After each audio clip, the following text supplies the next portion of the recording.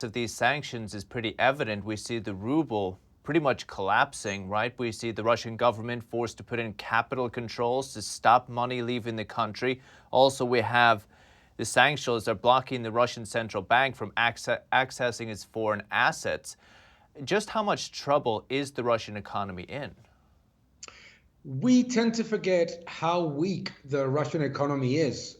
Just to give you an example, the Russian GDP is a little bit higher than Spain's, for example. No, it's not a very large economy, and it's hugely dependent on the inflow of foreign capital. So the sanctions that have been implemented are directly targeting the heart of the Russian economy. The ban from the SWIFT system is a brutal blow on the banking system, which will inevitably fall into defaults, and it will leave dry the possibility of numerous companies of accessing their funds or even making transfers, even for households and consumers. I think that also from the perspective of the sanctions, the most aggressive is certainly blocking the access to international reserves of the central bank, because this is what is basically making it impossible for the central bank to defend the currency and at the same time inject liquidity into the banks in order to prevent a bank run. Right. This is going to put pressure on Putin at home, right? Is he going to respond? Does he have economic retaliation up his sleeve, do you feel?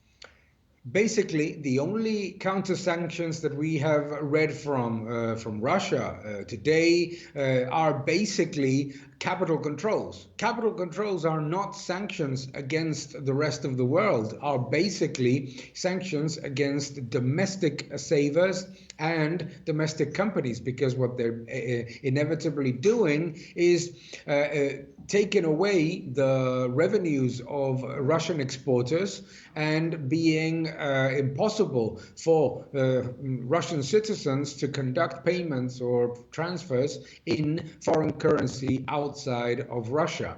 So the counter sanctions so far don't harm the West economy at all. But obviously, the sanctions do have a secondary impact on Western economies, particularly on the Eurozone. There is obviously a negative effect on the German economy, on the economies of the neighboring countries to Russia, and certainly to those that have Russia as an important trade partner. So, what exactly are the consequences for the Russian people if this continues? Well, what's going to break first? The Russian people are going to suffer immensely. The collapse of the ruble means a very elevated level of inflation and destruction of the purchasing power of the currency in which Russian citizens receive their salaries is obviously a big blow to the Russian household. Most of Russian pensions and Russian savers have Daniel, their let's funds. apologies, Daniel. Let's just retake it again. It's gone. The lag has gone a little worse. So I want to get this. Okay. Let's just give it a second. It seems to be kind of resetting itself. Yeah.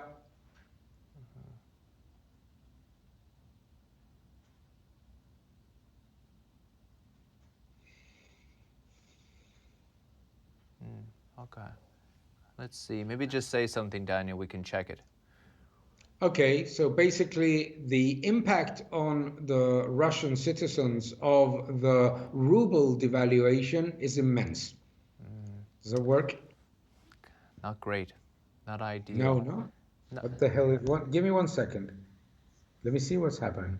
Let's try it once more, Daniel. We'll just drop it and call you right back. 1 second, just 1 second. Let me do one Sure, thing. sure.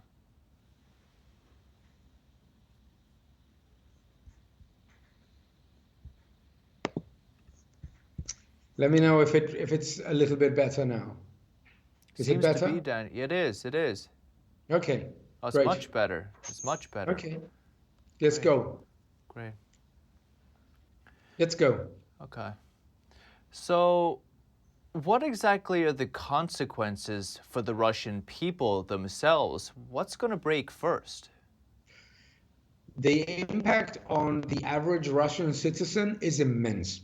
The collapse of the ruble and obviously the destruction of the purchasing power of the local currency means that wages are plummeting in real terms, and it means that the little savings that households may treasure are collapsing. So obviously, the average citizen is going to suffer from very elevated levels of inflation, from the destruction of their savings, even the loss of their savings.